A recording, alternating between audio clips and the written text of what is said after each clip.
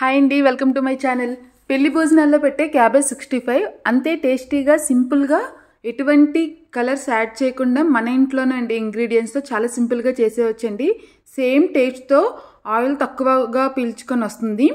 క్యాబేజ్ని తురుముకొని అందులో అల్లం వెల్లుల్లి పేస్ట్, పసుపు, ఉప్పు, కారం, గరం మసాలా పౌడర్, కొంచెం జీలకర్ర, కొంచెం కరివేపాకు, పుదీనా, చిల్లీ వేసుకొని, అలాగే కొంచెం శనగపిండి కూడా వేసుకొని కొంచెం వాటర్ వేస్తూ కలుపుతూ ఉండండి.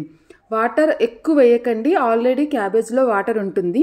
సో ఇలా మొత్తం కలిపిన తర్వాత జస్ట్ ఒక్కసారి సాల్ట్ చూసుకొని బాగా మిక్స్ చేసి 5 మినిట్స్ పక్కన పెట్టి ఆయిల్ హీట్ అయిన తర్వాత ఒకేసారి కాకుండా కొంచెంగా పకోడీ మాదిరిలా వేసుకోండి. గుర్తుపెట్టుకోండి, ఆయిల్ అనేది చాలా హీట్గా ఉండాలి, వేడిగా ఉండాలి. అలా ఉంటే పకోడీ చాలా కరకరలాడుతూ వస్తుంది, ఆయిల్ కూడా చాలా తక్కువగా పీల్చుకుంటుంది. ఇన్ కేస్ మీకు ఆయిల్ పీల్చుకుంటుంది అనిపిస్తే అందులో కొంచెం సాల్ట్ వేయండి, ఆయిల్ కొంచెం తక్కువ పీలుస్తుంది. ఇలా జస్ట్ కలర్ చేంజ్ అయ్యింది అవ్వగానే తీసేసుకొని సర్వ్ చేసుకోండి. అంతే అండి, క్యాబేజ్ 65 రెడీ.